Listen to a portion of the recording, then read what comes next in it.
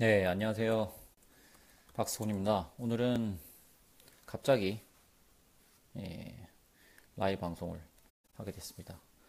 뭐 별다른 안내랄까, 뭐 예고 같은 것이 필요 없을 것 같아요.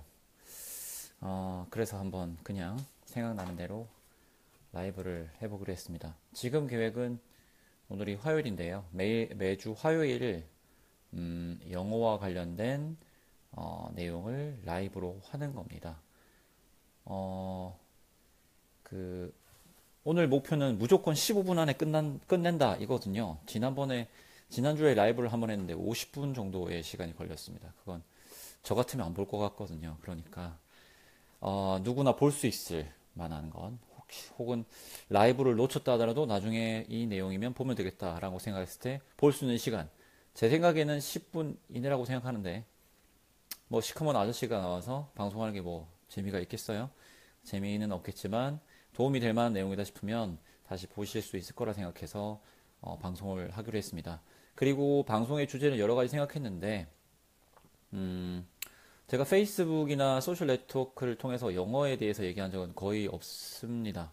왜냐하면 영어라는 영어 교육이나 영어라는 것에 대해서 너무나 많은 사람들이 이야기하고 있기 때문에 그런데다가 내가 소음을 보태야 될까? 뭐 이런 생각을 했었거든요.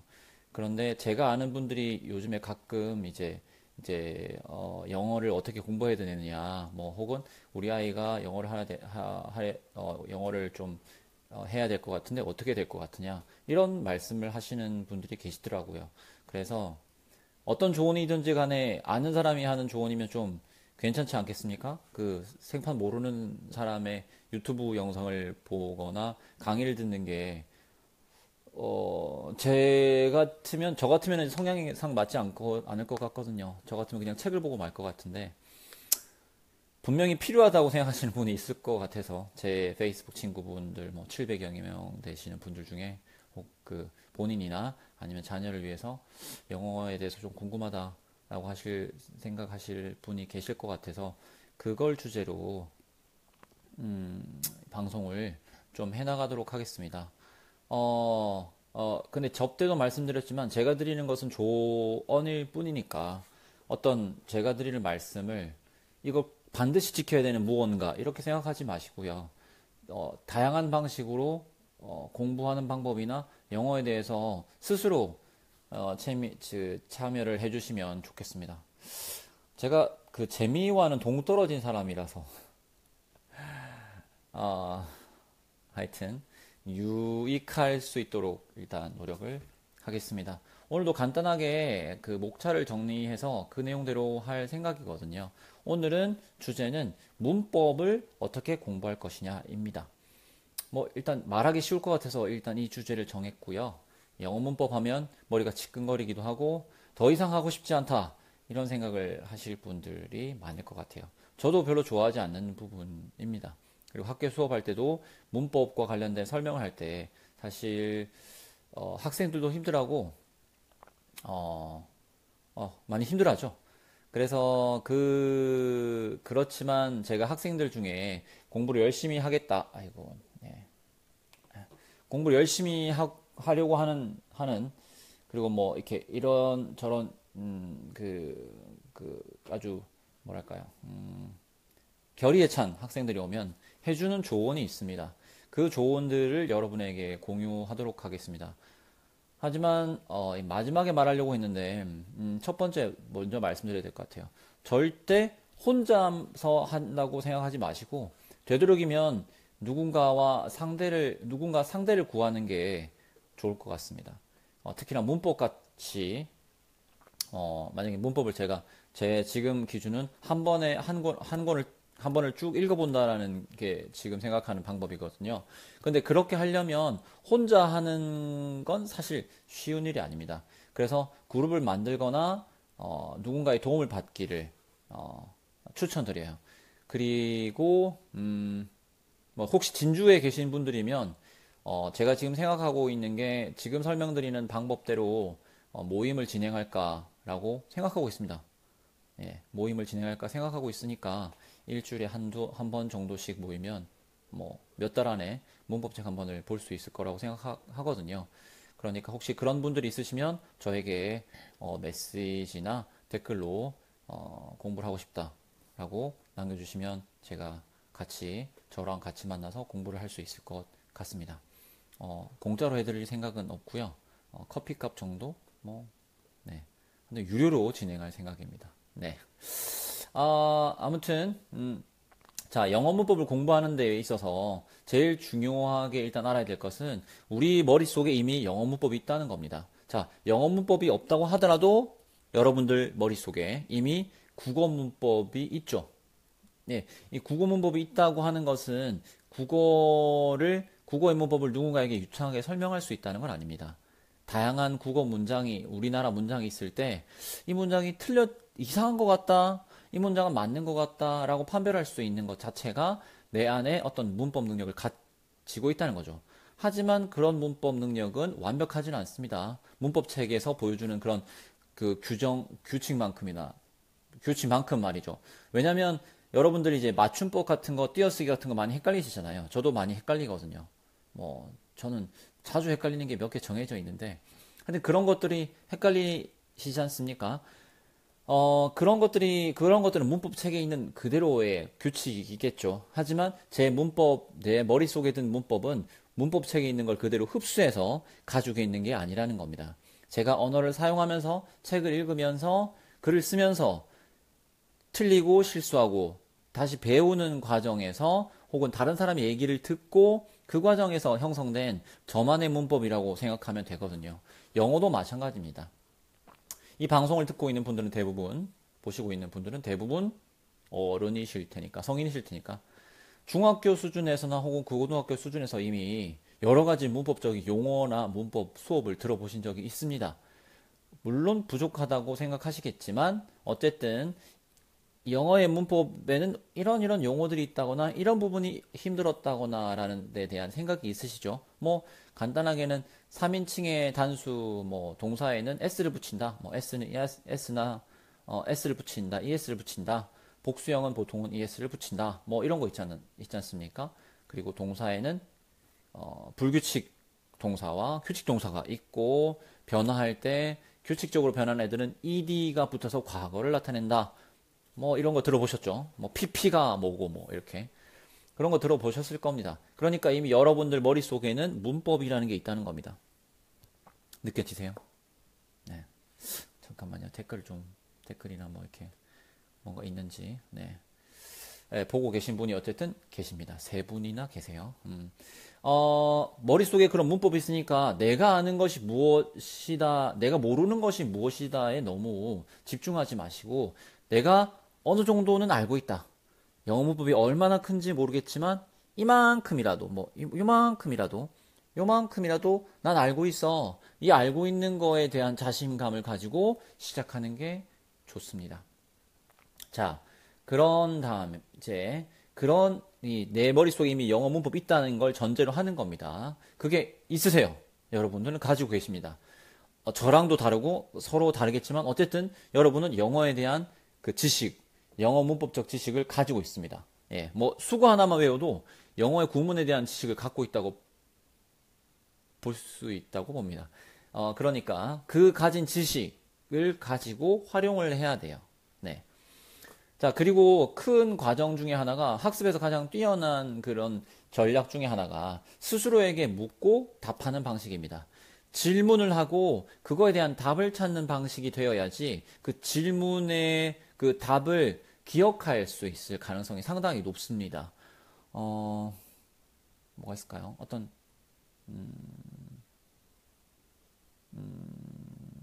뭔가 질문 같은 걸 하나 만들어내면 좋은데. 대충 만들어보죠. 원래부터 있던 자연적으로 발생한 언어는 아닌데, 언어학자들과 언어에 관심 있는 사람들이 일부러 만들어낸 언어가 있습니다. 그래서 아주 문법 규칙도 단순하고, 기본적으로 영어의 알파벳을 써가지고, 전 세계 사람들이 쉽게 배우고 읽고 쓸 수 있도록 만든 언어가 있어요. 예, 인공적으로 만든 언어죠. 그 언어의 이름이 뭡니까? 댓글로 달아보세요.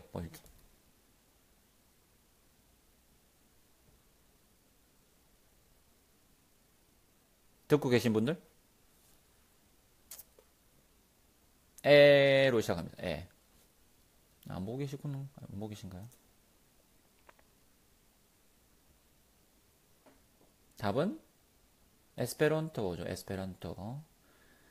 어, 자, 만약에 내가 이 질문을 들었는데 답을 몰랐잖아요. 에스페란토라는 답을 몰랐다.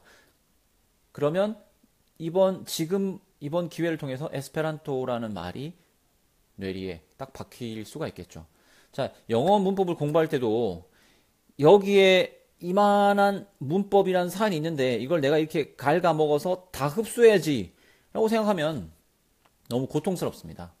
그렇게 생각하지 마시고 내가 궁금해하는 부분을 만들어내야 되는 거죠. 내가 궁금해하는 부분을 만들어내고 그거에 대한 답을 찾고 이해하는 겁니다. 그 예전에 들어보셨을 거예요. 틀린 문제만 봐라 이런 식이지 않습니까? 틀린 문제를 다시 공부하는 건 맞춘 문제는 다시 맞출 가능성이 상당히 높아요. 내가 아는 것일 가능성이 높고 하지만 틀린 문제를 제대로 안 보고 넘어가면 또 틀리게 되겠죠. 틀린 문제를 보면 기분 안 좋겠지만 어쨌든 틀린 문제에 대한 답을 구하는 과정에서 내가 왜 이걸 틀렸지? 다음엔 안 틀려야지. 내가 모르는 것이구나 라고 생각을 하게 되니까 그 문제에 대한 이해도 높고 그 문제에 대한 답을 기억하기도 좋습니다. 일단 이게 기억의 문제가 되다 보니까 다시 한번 강조드린 건 모르는 것을 묻고 혹은 모르는 것을 발견하고 혹은 질문하고 그것에 대한 답을 찾으셔야 돼요. 그런 과정을 쓰면 되는데 일단 오늘의 중요한 자료 중에 하나는 책입니다. 자, 그러려면 문법 책을 정해야 됩니다. 뭐 예전 같으면 성문이나 뭐 이렇게 학생들은 보통 뭐 EBS 교재 같은 것들을 보죠. 뭐 어릴 때 여러 가지 책들을 다 보셨을 겁니다. 뭐 맨투맨 뭐 이런 책들. 서점 가서 어떤 책을 골라야 될까 뭐 이런 고민을 하시기도 하실 거예요.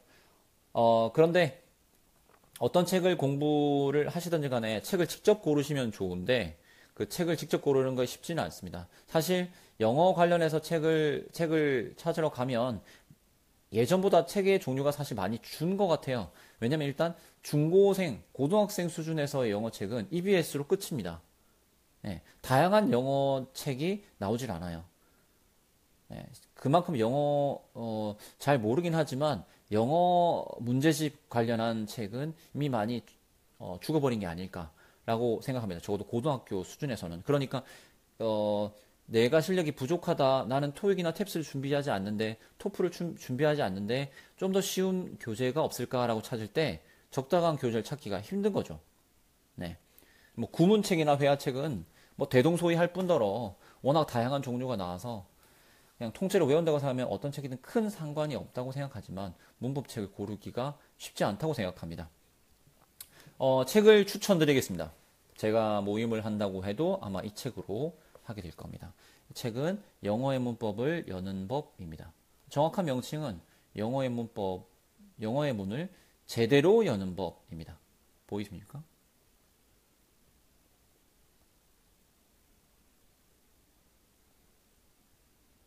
보이시죠? 영어의 문을 제대로 여는 법이라는 책인데요. 저자는 남조우 선생님입니다. 네. 학원에서 강사 생활 하시면서 여러 가지 문제집을 만들어 내셨는데, 요게, 책이 꽤 두껍죠. 네. 꽤 두껍습니다. 영어의 문법을 다 다루니까요. 그리고 가격은 19,500원입니다.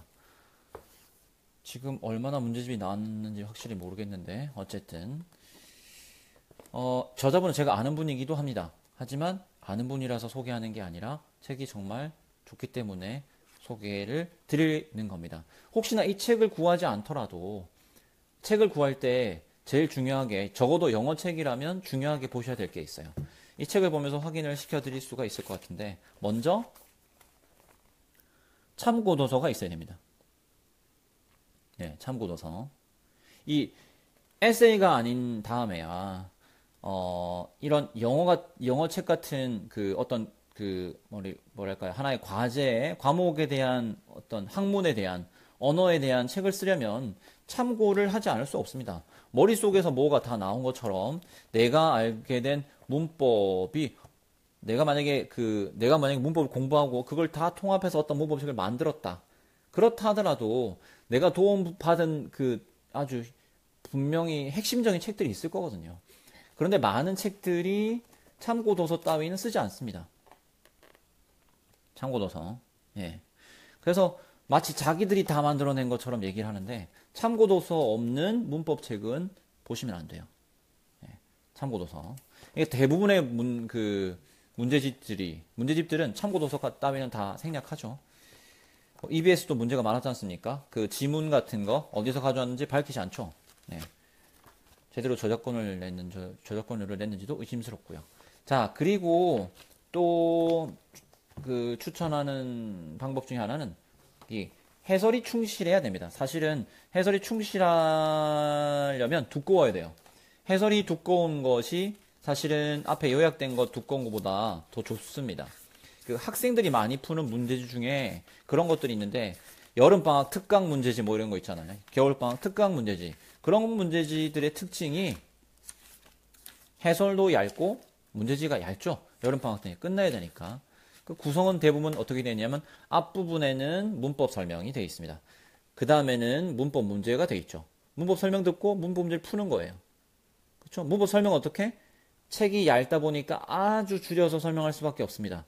이런 것들은 도저히 학생이 혼자 읽어낼 수가 없어요. 충분한 예문과 충분한 설명이 되어 있지 않기 때문에.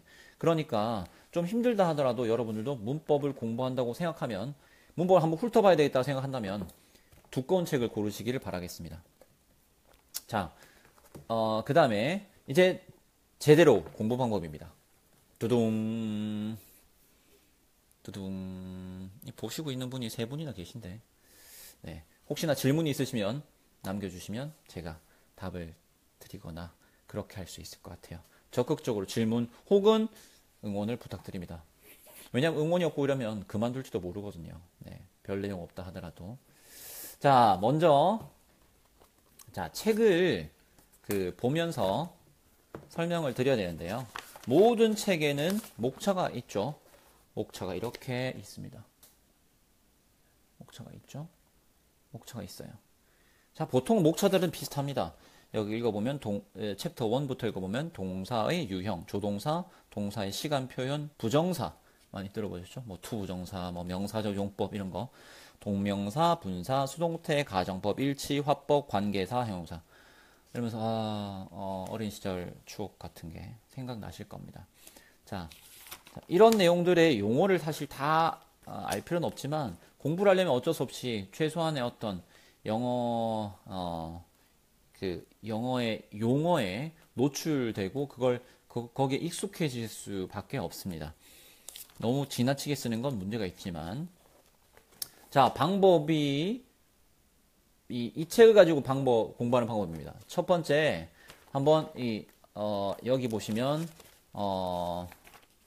목차가 총 20챕터예요. 이 챕터를 봤을 때 20챕터입니다. 20챕터. 20개의 챕터니까 욕심을 내보죠. 하루에 하나씩 하면 3주 만에 끝납니다.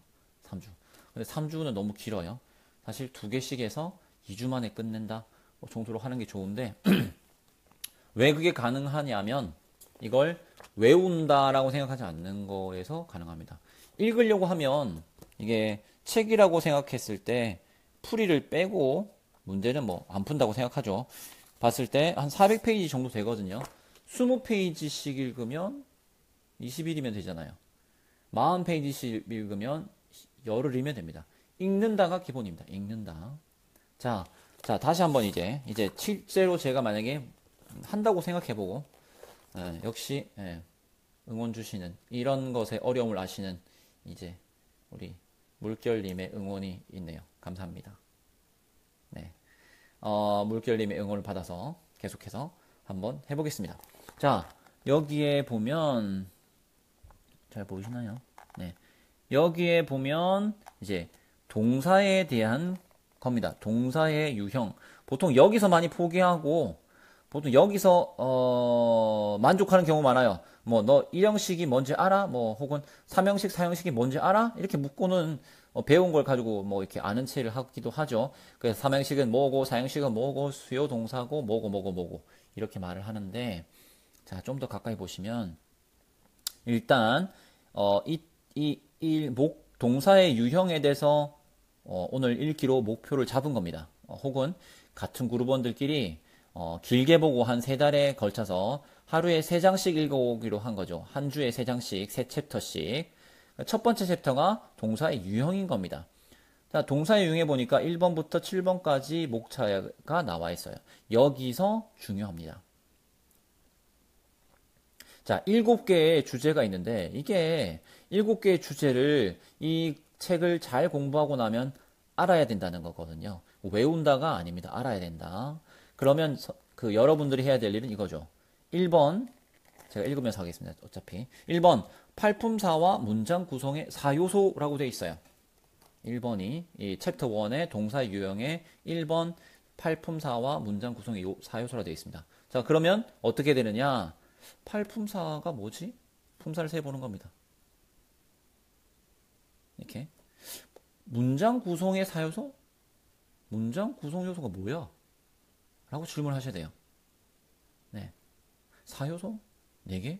품사는 알겠는데 품사도 8개가 다 생각 안 날 수도 있죠. 또 우리나라 말, 우리 국어와 또 헷갈릴 수도 있습니다. 그 질문을 팔품사 중에 동사, 명사, 형용사, 부사 4개밖에 기억이 안 나는데 나머지 4개는 뭐지? 라고 생각하셔야 돼요. 여기 써보시면 더 좋지만 쓰다 보면 시간이 많이 걸리고 그럼 지치거든요. 그러길 원하지 않습니다. 그냥 말해보세요. 그리고 구성의 4요소가 뭐지? 라고 생각하세요.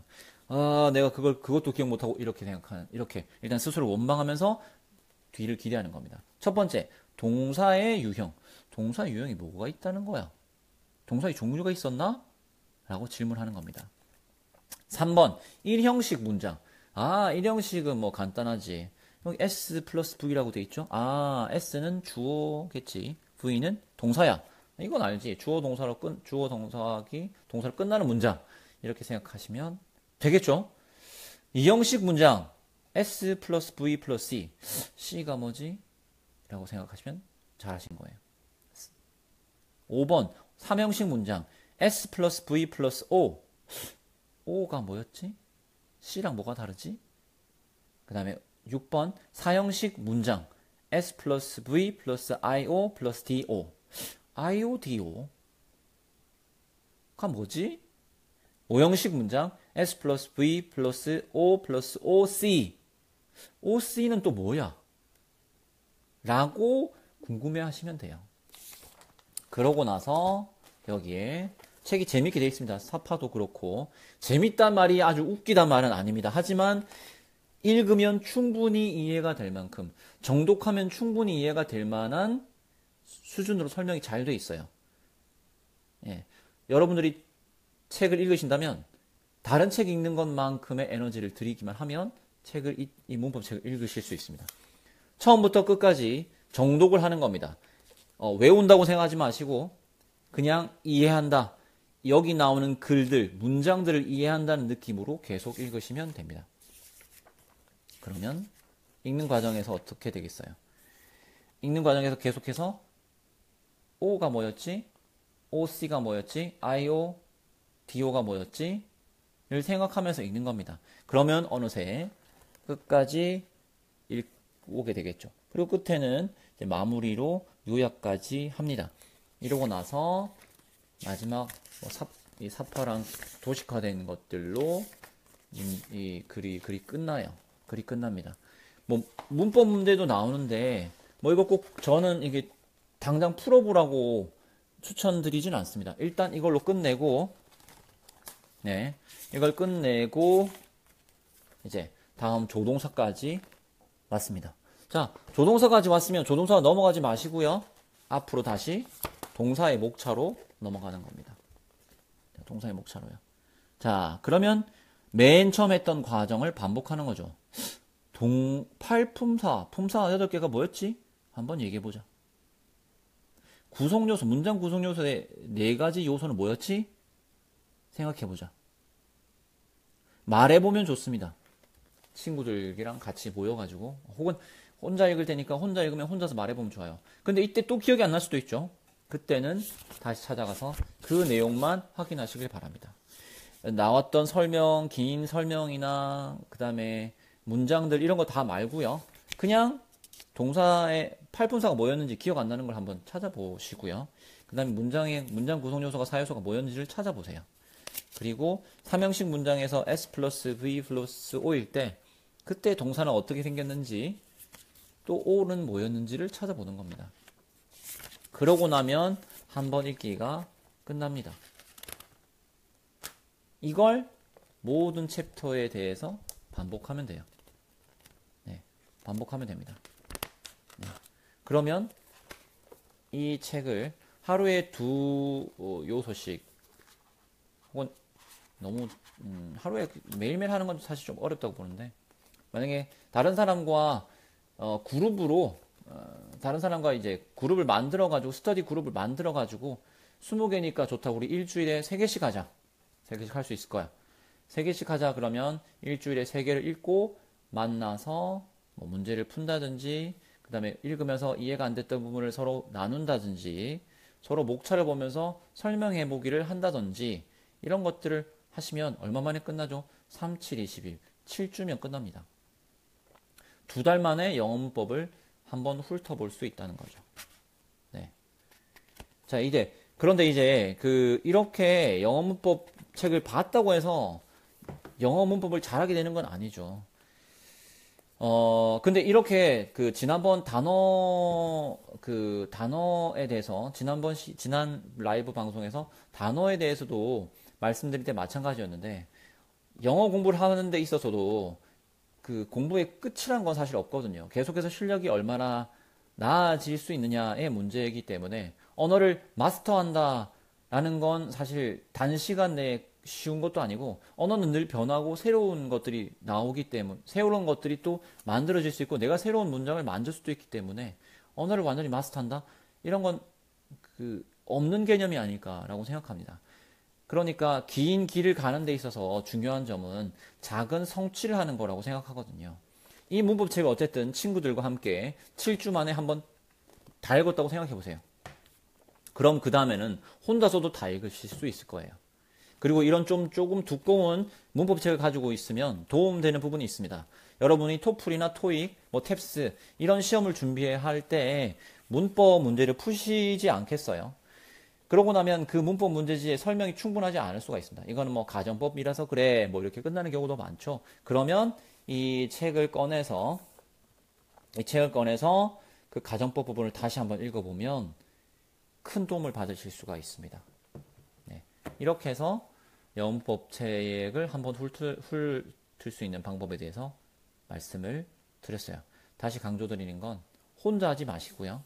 여러분의 머릿속에는 이미 영어 문법이라는 문법의 얼개가 들어 있습니다. 이제 동사 유형만 가지고 있어서 사실 영어에서 가장 중요한 어떤 뼈대를 가지고 있다고 볼 수 있거든요. 그 문법을 가지고 계세요. 그러니까 그거에다가 살을 붙인다고 생각하시면 될 것 같습니다. 그리고 웬만하면 이런 힘든 공부, 소설책을 읽는 게 아니니까요. 공부는 혼자 하지 마시고 그룹으로 친구들과 그룹을 만들어서 하시길 추천드립니다. 그리고 책을 선택하신다면 이 책을 선택하시길 추천드립니다. 제가 학생들에게 저한테 개인적으로 찾아온 학생들에게는 이 책을 추천하고 있거든요. 네, 저도 열심히 읽었고 그리고 진주 지역에 혹시 계신 분이라면 저한테 도움을 받아서 이 영어책을 공부하고 싶다. 혹은 영어 공부하는 방법에 대해서 계속 궁금증이 있거나 얘기를 해봤으면 좋겠다 싶은 분이 있으면 댓글을 남기시던지 저에게 메시지를 주시던지 하시면 됩니다. 네, 제가 낮에는 시간이 되기 때문에 그렇게 꼭 연락을 주시거나 하실 수 있으면 좋겠고 제가 제 계획은 일단 사실 언제가 될지 모르겠지만 한다면 곧 안 한다면 안 하게 되겠지만 한다면 곧 이 그룹을 만들어서 영어 공부를 같이 해볼 분들을 모을 생각입니다. 오늘도 시간이 어느 정도 갔나 모르겠네요. 분명히 예정한 15분은 넘은 것 같습니다. 너무 말이 길어져서 또 보시다가 다 그만두는 건 아닐까 모르겠는데 다음 주 화요일에도 다른 내용으로 찾아뵙도록 하겠습니다. 혹시나 영어 공부에 있어서 영어에 있어서 본인이나 아니면 주변의 사람에 관련해서 궁금한 점 있으시면 저한테 메신저나 댓글을 주시면 답변 제가 아는 범위 안에서 도움을 드릴 수 있도록 하겠습니다. 그러면 봐주셔서 감사하고 특히 응원해주신 이병진님, 물결님 감사드립니다. 안녕히 계세요. 안녕.